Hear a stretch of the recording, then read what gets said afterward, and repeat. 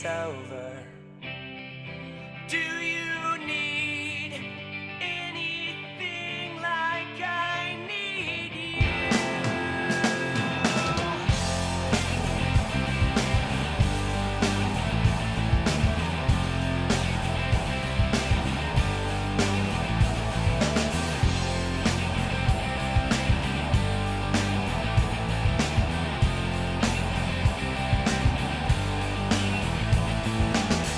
I've got no place to be alone, my friend. He cut his wrist instead. There's your answer. You better save yourself, or else nothing like success. I would rather be in hell than regret. Do you need anything like I need you? It's over.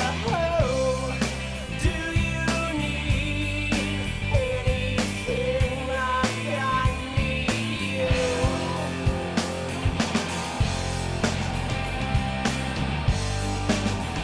No, I do.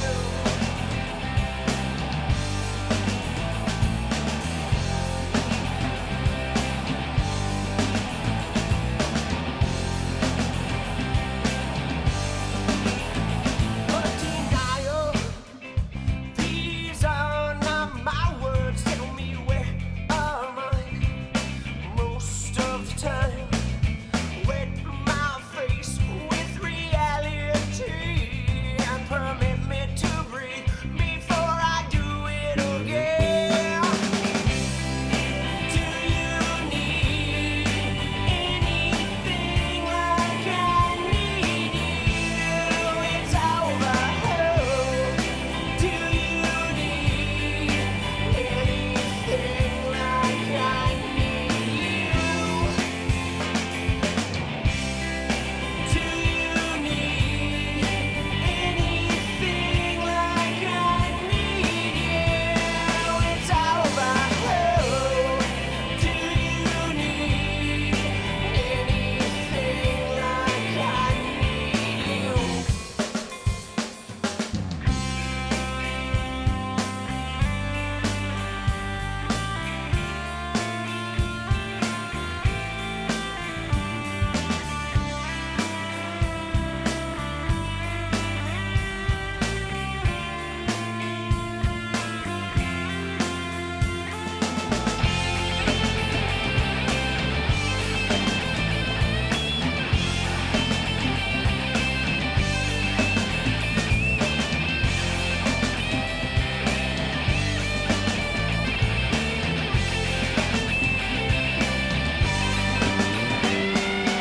Do you need anything like I need you?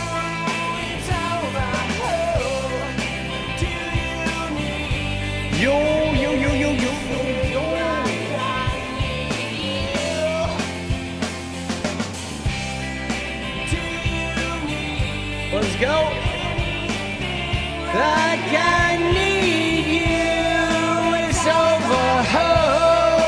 do you need Anything like I need you.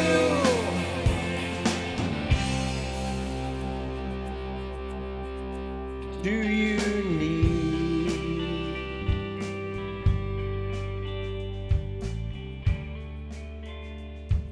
Let's go.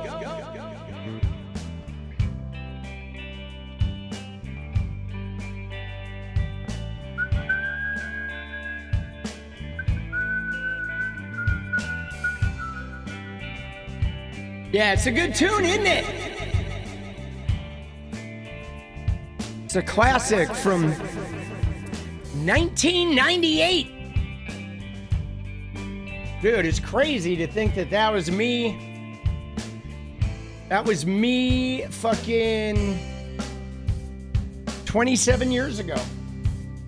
Right? It's one of the cool things, I guess, about being an artist is having those living memories. Like you can actually hear yourself and experience and, you know, kind of like, obviously hearing that song, I sort of remember who I was when I wrote it. Here's one from 2002. Hey, I just want to change the world. I just want the perfect girl. I don't want to hang around. I'd rather be found.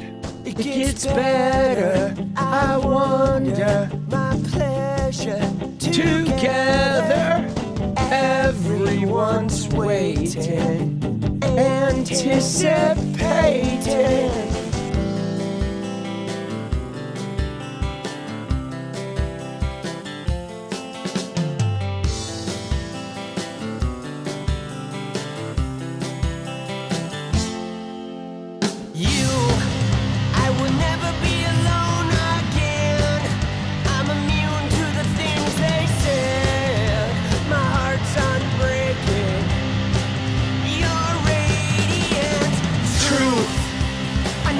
You will understand because I finally found myself.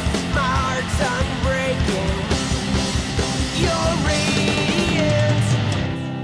Let's go. Hey, I just want to change the world, but I'm not gonna wait my turn. I don't ever want to come down. I'd rather be found. It gets Better, I wonder, my pleasure together. Everyone's waiting, anticipating.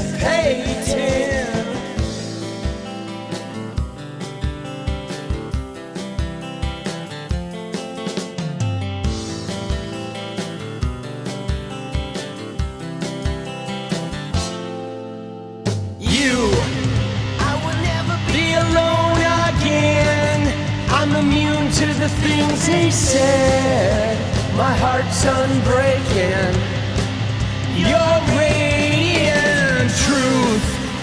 I know that you will understand because I finally found myself. My heart's unbreaking. Your radiant. Your radiant.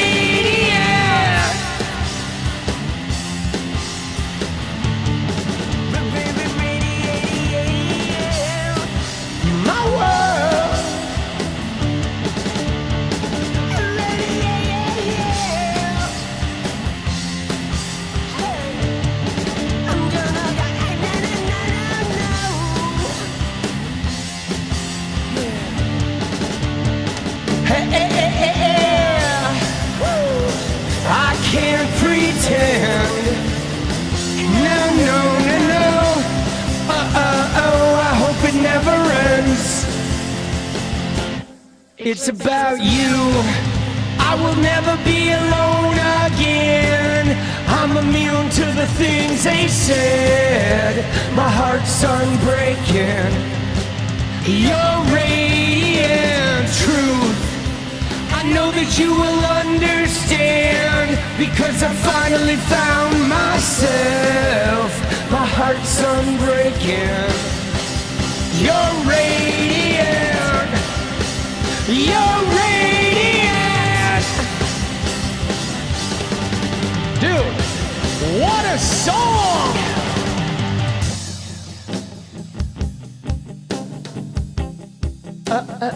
Oh.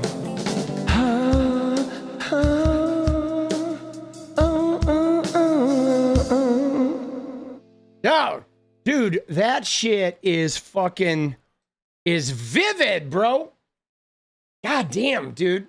It's crazy. Like, I hadn't listened to any of this shit until we started doing these streams. And obviously play my own music because of copyright issues. Although I can't play the main body of my music because it would get copy struck. But I am in the process of trying to get that, like, trying to get my channel to be free to monetize my other music without getting copy struck. Okay. But if you want to link to the actual music, right? A link to the stuff on Spotify and Apple Music. I will put it in chat. Give me one sec here. I'm gonna grab it right now. If you want to check out The Wanteds, which was my band in I have 2 records. 𝗙𝗃𝗃𝗍 was my solo record. Okay. That's me playing all the instruments. That was the record I toured during the documentary. And then Failure Looks So Good was a couple of years later. It was a 3-piece version of that band. Okay. That was Failure Looks So Good. And that was after my son was born. I went ahead and fucking did a band version of it. But there it is. Let's go. It's good shit. Good shit. Obviously, I think 𝗙𝗃𝗃𝗍𝗀 is my favorite record. That was my solo record. That was like my most heartfelt and like emotionally vulnerable record. And it's the one that allowed me to see the whole country touring. And then Failure Looks So Good was a kind of 90s rocker. And that was the record that I always wanted to make, which was with a band where we rehearsed a great set of songs with the producer. We went in and laid it down live to 2-inch tape, overdubbed some guitars and vocals, and then called it a day. So that was kind of like the last record I made. I think the songs and the music on 𝗙𝗃𝗃𝗍𝗀 are a little bit better, although there are some fucking bangers on Failure Looks So Good. But 𝗙𝗃𝗃𝗍𝗀 was the peak of my songwriting. And Failure Looks So Good, though, was like the peak of my live band performance. And so, which is, I always wanted to make a record like they made in the fucking 70s, 80s, where you just went in and banged it out live to 2-inch tape. That was always a dream of mine, to make that record. And so I got to make one of those before I quit music. And after I made that record, I quit. Because, I mean, we were still touring and shit, but at that point I realized the band I was in, I didn't want to be in. I had the band I always wanted, 10 years earlier, right? 10 years earlier, that was the band I wanted. But at that time, I was ready to quit music and go be a dad and go off on some other fucking, adventures, which I have no regrets. Since then, I had a little film career as an actor, as a director, won some awards. I did sound design and film editing. I got famous playing Fortnite. And now we're doing a political streaming adventure. So who knows what's next? I don't regret leaving music at all. I got to see the whole country, which was nice, which I feel like has helped me inform my political opinions. There's definitely, obviously my political opinions were like informed by growing up in a small town and a big city like Los Angeles. They were informed by going to a major university like UCLA. They were informed by going back to college at 40 and being around a bunch of, Gen Z, millennials and Gen Z sort of young people when I went back to school and seeing how the politics has shifted. But I will say that one of the things that really informed my politics was seeing the whole country, spending time with people in every single state in America and going to every major city in America, hanging out with people in many, many small towns all over America.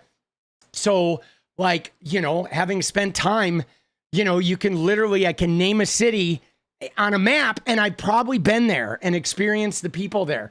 And I feel like that's really invaluable. You know what I'm saying? It doesn't make me any less like aggressive and harsh with the MAGA shitheads, but I feel like it does help me understand a little bit of like the sort of the reading between the lines. You know what I mean? Because when you look at people when you really get out there and see them, you see that we're all equally like vulnerable, and we're all really emotional, and we all grapple with loneliness and a sense of identity and fears about whether we can protect ourselves and our families and all that shit. But then we do get polarized and politicized, specifically, you know, around racism is really what a lot of it comes down to. You know, the rural to urban divide is definitely about racism. A little bit of it is also has to do with the Bible and the misogyny inherent in the Bible. But it's really crazy. And I know like some people still don't want to talk about that, but it is what we fucking grapple with. You know, it is definitely like what we grapple with. But man, you know, I feel like if you haven't seen a whole bunch of the country, I hope you get a chance to, because it is a really great experience. You know, I mean, even if you just, you know, take a week during the summer and just drive across the country, you know, 10 days, drive to New York and back and go like seek out some adventure, go stop in a small town and open up their paper or find where they're having like a music show and go see it. You know what I mean? Or go to a fucking rodeo or some shit. You know, definitely the Bible. Yeah, the Bible is fucked up, dude. And you know, I mean, we can start it off with this tweet today, right? With like, you know, is something I replied to Sarah Huckabee Sanders because a judge voted against them putting the Bible in fucking, you know, somewhere in Arkansas. And she commented right here. Okay. And look at what she says here. Okay, and then we'll look at my comment. But she says, it says, federal judge blocks Arkansas 10 Commandments law in certain districts. Okay, and so there's, you know, obviously this is part of why they want to get rid of the Department of Education. The Christian zealots want to put the Bible back in schools. They want to force us into Christian indoctrination. Okay, that's been their primary goal. Okay, now what she says is, she says in Arkansas, we recognize basic truths like murder is wrong.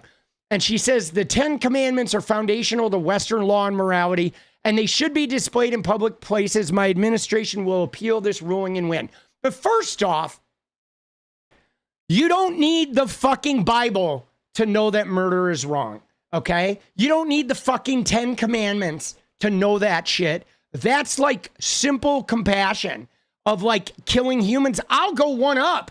I don't think we should be killing off all the animals indiscriminately and, you know, killing insects indiscriminately, right? I don't think we should really be killing anything. I think we should be respecting the earth and all its inhabitants, right? For starters, I mean, to go beyond just the murder thing.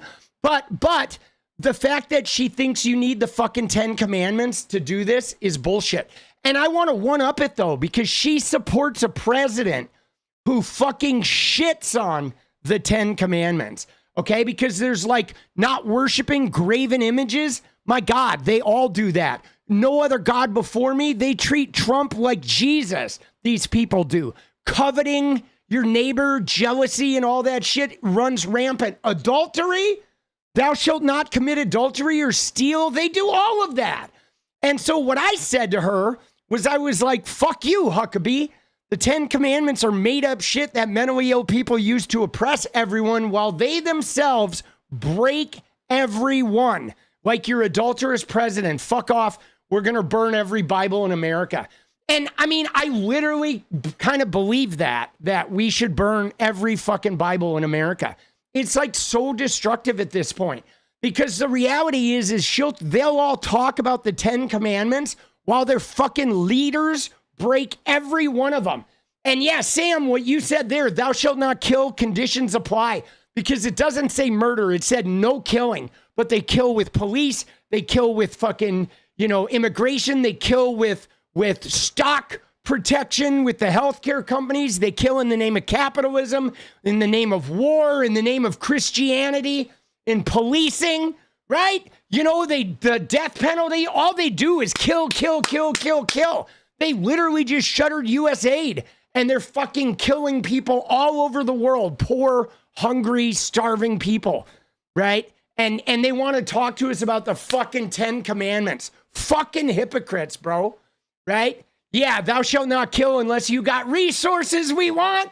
Right? Thou shalt not kill unless we need to take something from you. Dude, fuck, bro. I mean, it's clownery. It really is. You know what I'm saying? And yeah, dude, the Sabbath, that's another good point. Like, you notice that, like, so many of the sports people who are all, like, worshiping God and shit, thanking God, and then every Sunday they're out there not observing the Sabbath. They're literally cashing in during the Sabbath. You know what I mean? Like, fuck you, Trumpy! Yeah. Let's go. Dude, seriously. Did someone say Black Sabbath? Dude, there's only one Sabbath. Sabbath no more. All right. So, dude, we got to catch up. Bro, so some shit today you may see in the title where you actually wonder, like, is it real? Right? Dude, you want me to start a dance goal? All right, let's do it.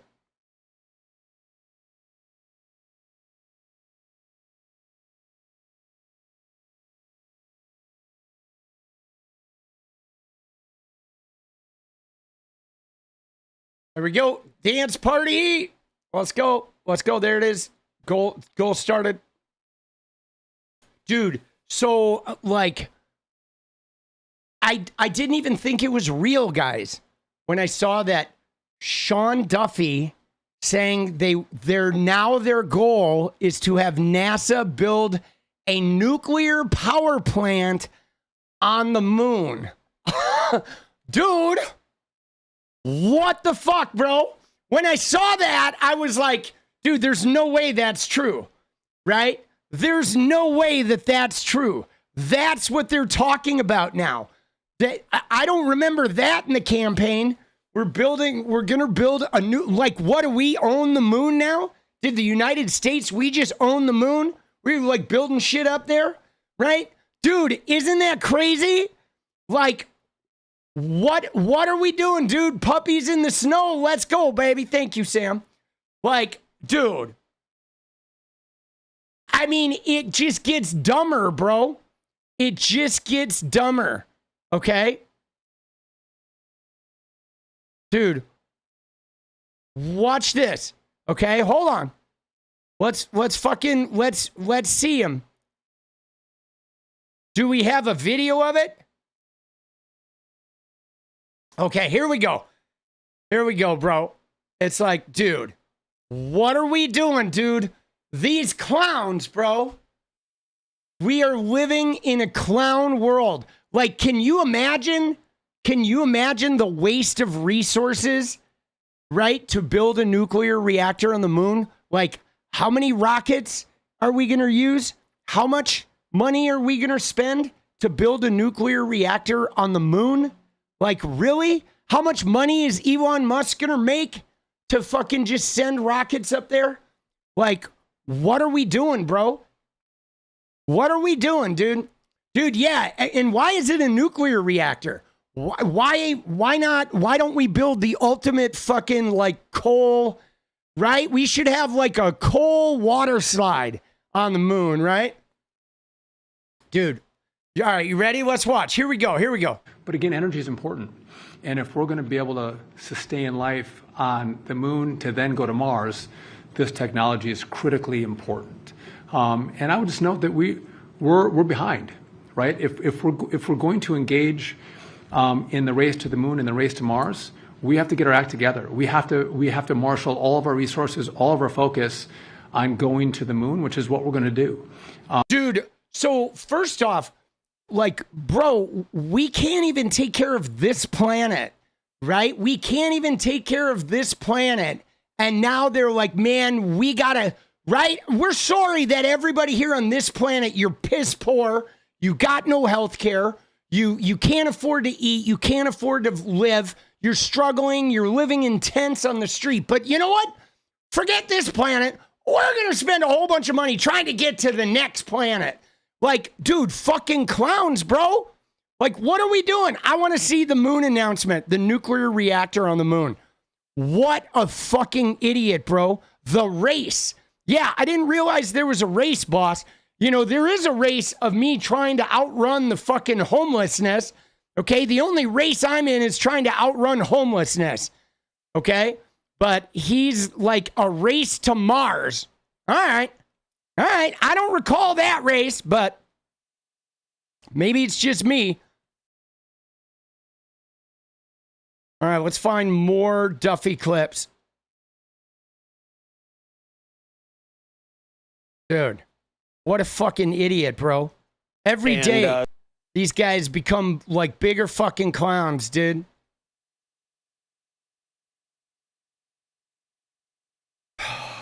Bro.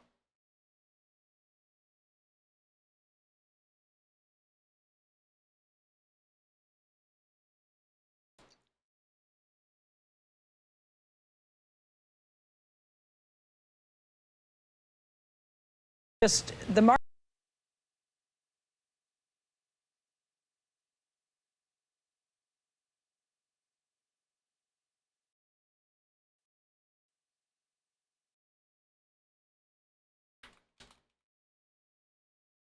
So, the fuck are we doing, bro? So, I guess, did he not say that on video? I don't think he did. All right.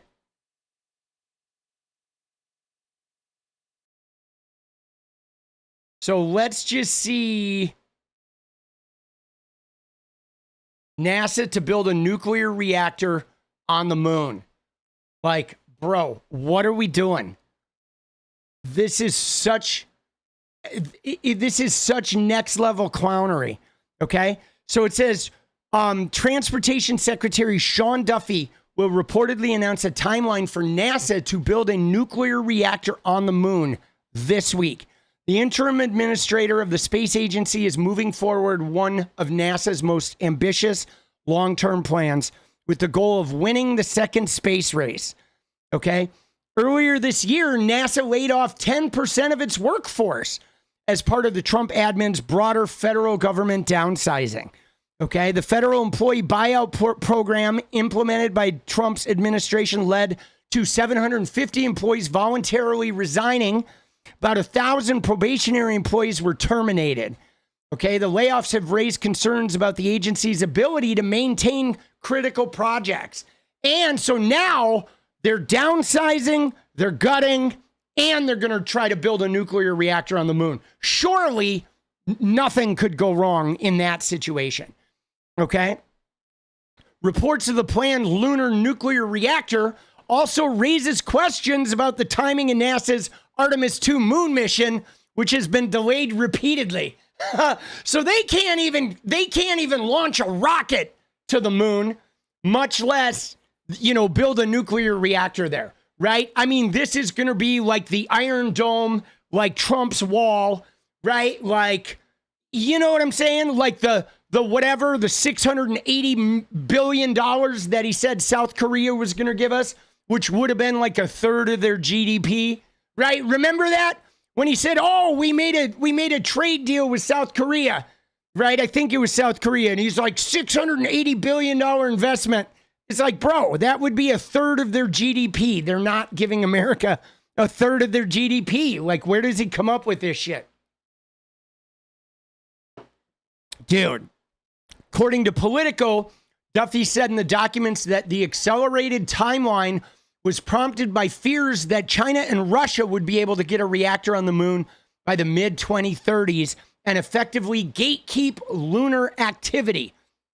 Under the accelerated timeline, the nuclear reactor would be ready to launch in late 2029, would be required to generate a minimum of 100 kilowatts of electrical power. Okay? So, dude, this is crazy. There's no way they're getting a fucking nuclear reactor on the moon by 2029. No way in hell. I mean, Elon's going to take a bunch of our tax money. Dude, that is such bullshit. By 2029, dude, we won't even have, you know what I mean? We won't even have self-driving cars by 2029, right? We still barely have that. So Duffy is set to call for an appointment of a dedicated NASA official who would oversee the effort within 30 days and would be seeking proposals from commercial companies to be issued within 60 days. Timeline for the launch is tight as NASA plans to return to the moon in 2027 for the Artemis program, the progress of which is already being contested. Dude, they've delayed like even going to the moon again and again and again. A lunar nuclear reactor would be designed to operate in an environment that is vastly different from Earth, one with no atmosphere, extreme temperature swings, and prolonged periods of light and darkness. Unlike solar arrays, which can be hampered by the moon's 2-week-long nights, a fission-based nuclear reactor could provide continuous, reliable power to support habitats, life support systems, scientific experiments, and industrial operations such as mining and fuel production. Yeah, but the problem is anything they mine there, how are you going to get it back? You know what I'm saying? Like, how are you going to get it back? And what's going to happen when something goes wrong? It's a death trap. Everybody who's there, the minute something goes wrong, you're just all dead, right? Something happens and you're just dead, right? You're just dead, bro. Oh, shit, dude. Oh, my God, dude. The most likely design would be a compact fission reactor using uranium fuel, heavily shielded to protect astronauts from radiation. Would convert heat from nuclear fission into electricity using Stirling engines or other heat-to-power conversion systems. The unit could be buried beneath the lunar regolith, the layer of unconsolidated solid material covering the bedrock of a moon or planet, to further reduce radiation exposure and to regulate temperature with remote control monitoring systems allowing for autonomous operation when humans aren't nearby. The truth is that nuclear is the only option to power a moon base. Okay, we can't take fuel up there. Solar panels won't work. I mean, that's true. Okay, that nuclear is the only power.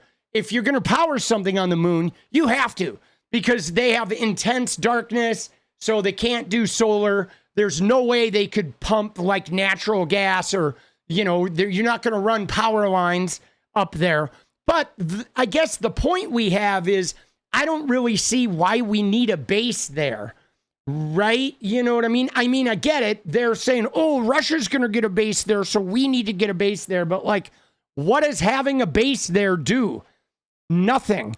There's not like a whole bunch of useful shit on the moon, right? And even if you found a whole bunch of useful shit, it would be completely unrealistic to bring all that shit back to Earth. You know? You know what I'm saying? Like, while nuclear power is a proven technology in space, having been used in deep space probes such as Voyager and Curiosity, deploying it on the moon presents unique challenges.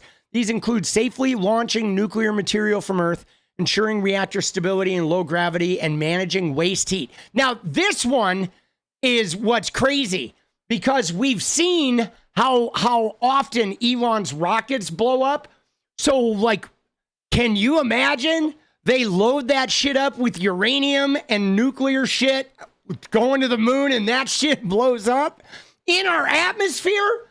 Can you imagine the catastrophic, like rocket filled with uranium and nuclear material going to this space base, blowing up inside the Earth's atmosphere? So essentially, it's like a nuclear warhead going off in the atmosphere. I mean, bro, why? Why would we take that kind of challenge? I saw the Space Shuttle Challenger blow up. We've seen Elon's rockets blow up. You know what I mean? Like, what? What are we thinking, bro? Like, we're the same people who can't get national health care. It's not possible for us to do national health care, but we're going to launch a rocket filled with nuclear materials, hoping we can land on the moon and build a base. Like, can we get healthcare first? Is it right? Can we get healthcare first? And then after we get healthcare, you fucking can go to the moon and fucking jerk off with some uranium? Give the fucking uranium double tug? Oh, rub my pee-pee with uranium. Come on, Melania. Oh.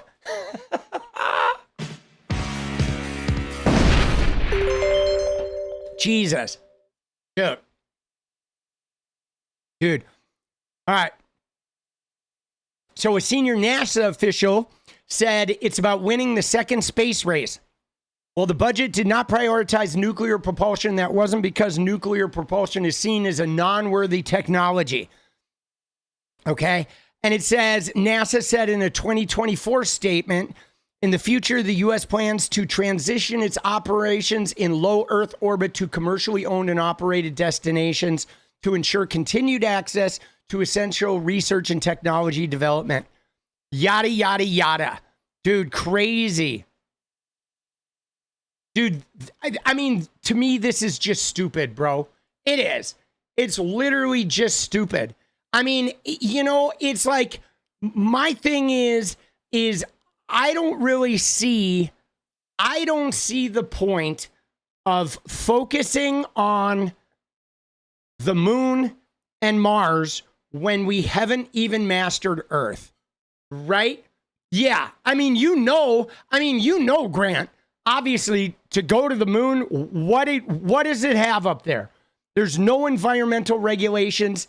They can fucking gut it, destroy it, like fucking fracture it, you know, dig holes in there. You know what I'm saying? But like, dude, it's so dumb though, because the point being, we haven't mastered our own planet.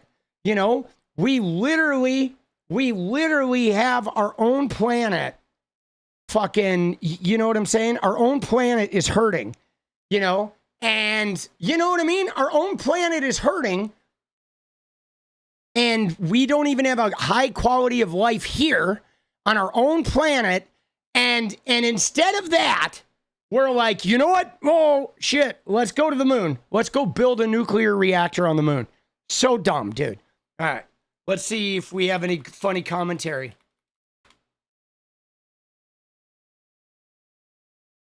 Probably not.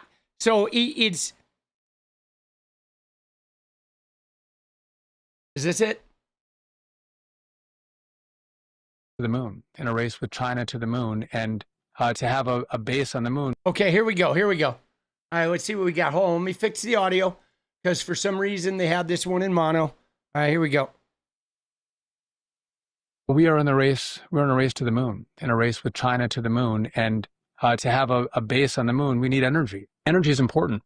And if we're going to be able to sustain life on the moon to then go to Mars, this technology is critically important. Dude, it's so dumb. We need energy. Yeah. So, I mean, why'd you kill all the solar? Why'd you kill all the wind? Why'd you kill all the renewable types of energy? Right? I mean, there's no reason we can't have solar-powered cars driving on roadways that harness solar power. And so we don't even have to use oil and gas. And our cars are just like, you know what I mean? Are powered by the sun and the solar power and the batteries in the roadways. So the road you're driving on powers your car like an electric train. You know what I'm saying? There's no reason we can't do this shit. But they kill renewable energy. They kill solar. They kill wind. And then they're like, oh, but we got to go make energy on other planets. No. Jesus, dude. Earlier this So dumb, bro. These guys are fucking clowns, boss.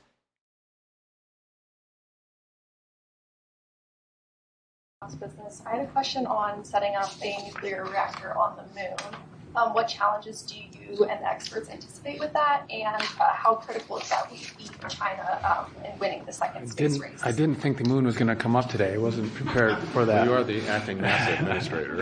And it didn't come from Politico, so that's wonderful. Listen, so this is not a new concept. This has been discussed under Trump 1, under Biden. But we are in the race. We're in a race to the moon, in a race with China to the moon, and to have a base on the moon, we need energy. And some of the key locations on the moon, we're going to get solar power, but this fission technology is critically important. See, it's interesting because they'll use solar power on the moon, and you ready for this, guys? You ready for this, guys? Texas. Yeah. Everybody, Texas, remember Texas? The fucking whatever.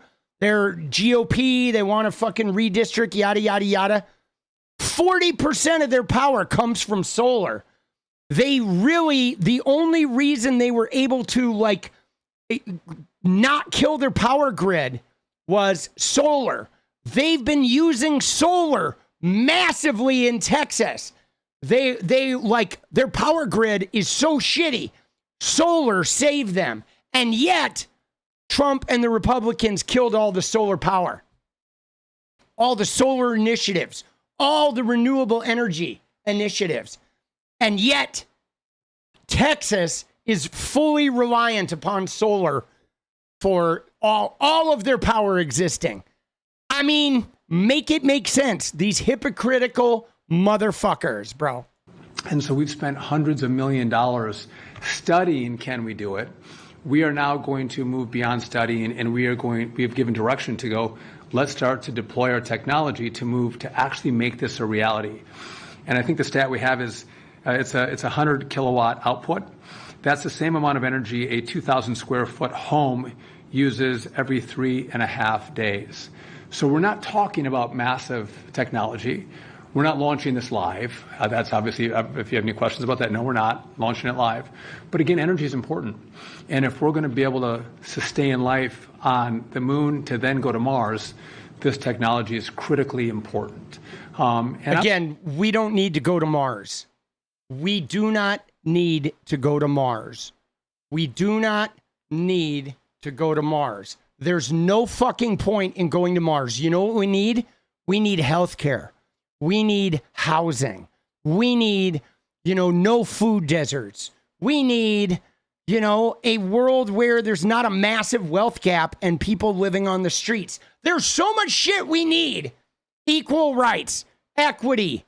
You know what I'm saying? Like getting rid of hunger. Like there's a lot of shit we need, but going to Mars is completely unnecessary. Completely unnecessary. And it's completely unrealistic. Even if you get there with the travel time and the unreliability of that shit, one thing goes wrong and you're just stuck there and you're fucking dead. It's like, it's completely unrealistic. It's just a money pit. It's a money pit for people to fucking jerk off and like get there first.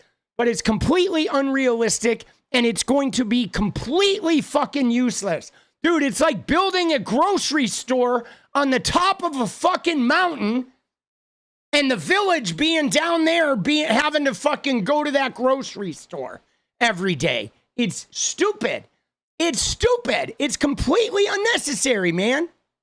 I would just note that we're behind, right? If we're going to engage in the race to the moon and the race to Mars, we have to get our act together. We have to. Dude, we're behind in healthcare. We're behind in taking care of the homeless. We're behind in feeding kids. We're behind in maternal mortality. We're behind in education. We're behind in quality of life. We're behind in like too many gun deaths. We're behind in too many school shootings.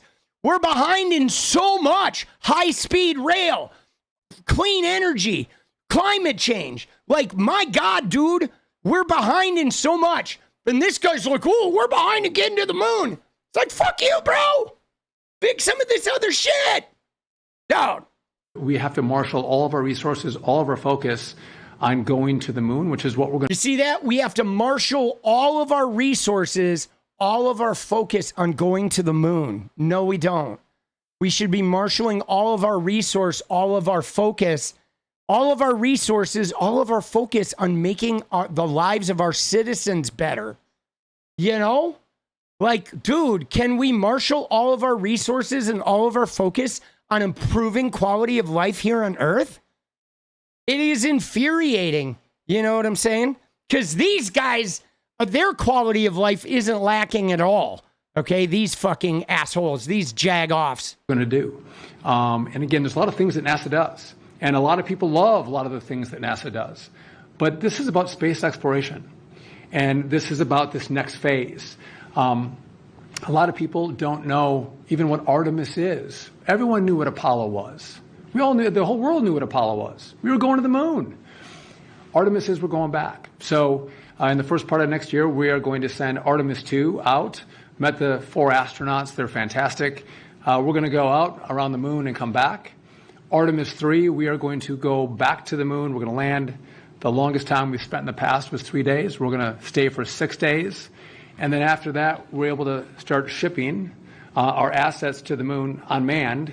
And we'll have those assets there as our astronauts arrive and are able to build a base. But this is critically important.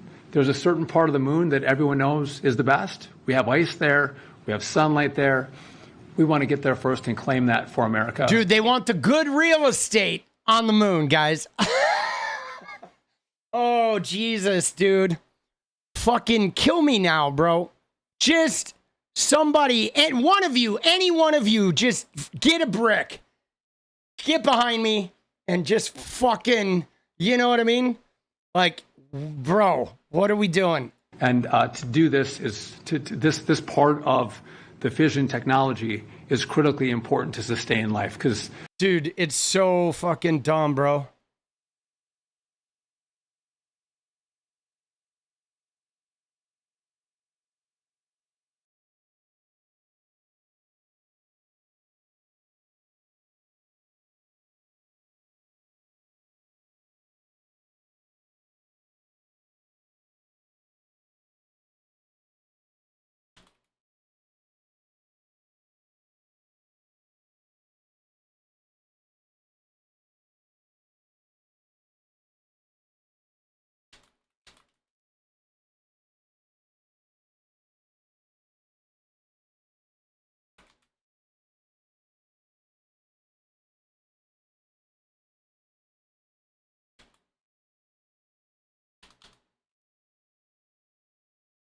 All right. Dude. Jesus, bro. That, I swear to you guys, I fucking saw that shit, and I thought, when I saw it, I thought it was like The Onion. Okay? Dude, isn't this funny? Donald Trump and Sean Duffy, that guy from the real world, want to put a nuclear reactor on the moon. What could go wrong? Dude. Unfucking believable. Unfucking believable. Funding the mission employs people, that's bullshit. Okay? We could put those people to use doing better things. Okay? We could take all the people funding that mission and put them to work on clean energy projects, and it would be better for the planet. It would be better for humanity. It would be better for everybody. Okay? The jobs created to waste money on that shit is bullshit. We have better use of human time. Put the human labor into shit that like heals the earth. Okay? That's not even good for the earth to be sending rockets out of our atmosphere. And it's certainly not good to be launching rockets filled with uranium. So one of them blows up and we have a goddamn nuclear fallout, like a nuclear winter here on earth. Give me a fucking break. It's fucking bullshit. It's senseless. It's vanity. It's arrogance. And it's just completely... It's like wealthy fucking people that are so out of touch with the real world, right? That they're just worried about beating China or worried about, whatever, making a headline. Dude, it's a fucking clown show.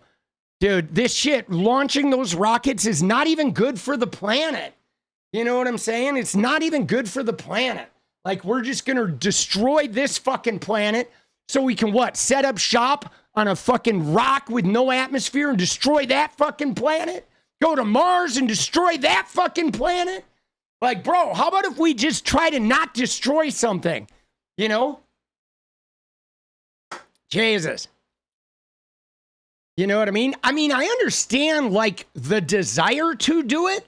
Like, I get it. I get this idea of, like, conquering the moon, going to Mars, you know, whatever. And I mean, dude, we went to the moon in 69, in the year of my birth, right? It's a really big deal, right? We went to the moon, and that was great. It was like, oh, yeah, we went to the moon, but, like, is it necessary? You know what I'm saying? Is it fucking necessary? It is not. A nuclear plant on the moon and going to Mars is not necessary, and it's not going to improve the quality of life here. But here's the deal. As long as you have homeless people as long as you have large swaths of the American population uninsured, you have no business spending money on that shit. It's like if you went to a family and their kids were sick and had no shoes and were fucking nothing to eat, and the parents were spending that money on a brand new Mercedes, you'd be like, fuck that. Feed your goddamn kids. Take care of your fucking home and quit spending money on unnecessary showy ass shit. Okay? You know what I'm saying? It's the same goddamn thing. Feed your constituents. Okay? Give them health care. Make sure that people have a high quality of life. When that's done and you've accomplished that, then you can start thinking about building a nuclear reactor on the moon. You know what I'm saying? And until then, it's a waste of fucking money. It's fucking bullshit. It's vanity, and it's going to accomplish nothing. Dude, what did getting to the moon accomplish in 1969 other than like the U.S. saying, we're so good, we're so good? What did it accomplish? Did it end segregation?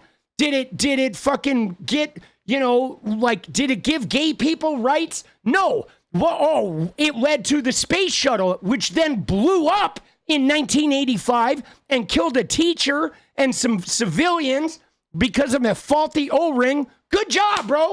I mean, it's nice that we have satellites. So at least with the space shuttle, there's satellites, there's communications, there's like important shit. But there is nothing on the moon that is like that. Okay? They just want to give Elon a whole bunch of money so they can fucking, you know, go to Mars. And we haven't even been back since 1969. So it couldn't be that goddamn important, because to tell you what, if you haven't gone back in 55 years, it wasn't that goddamn important. Okay? If you do it once in 55 fucking years, it clearly wasn't very important. Right? And what Bradshaw said too, half the Trumpers don't even think we went there. Oh shit. Dude, half the Trumpers don't even think the moon landing happened. Oh, dude, they're going to go to the moon and build a nuclear reactor, and half of their political base is going to think they're fucking lying about it. Oh, shit. Dude, by the way, just for the record, to the person who keeps defending this shit, you're full of shit. NASA just cut their workforce. All right, so you're clueless. Wake up. Wake up before it's too late. All right, let's go. Let's go, baby. Dude, that's funny, bro. Oh, shit. Dude, I know you can't make this shit up. Dude, they're going to go to the moon and build a nuclear reactor, right? Oh, this is funny, dude. I need to fucking, hold on. I need to fucking save this image, dude. Wait, let me save a tweet here.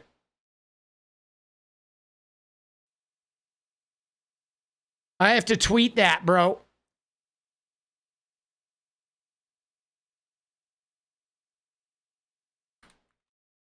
Let's go.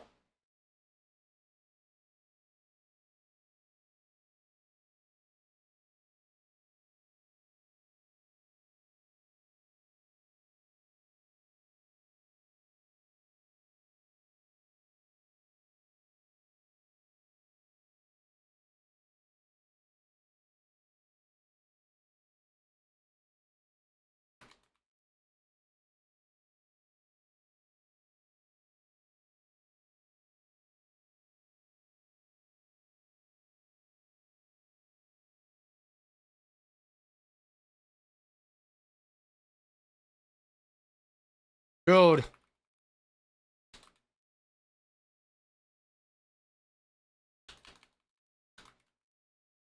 Let's go, baby. Oh, shit. You like my music? All right. You're a dumb factory worker? I don't think you're a dumb factory worker.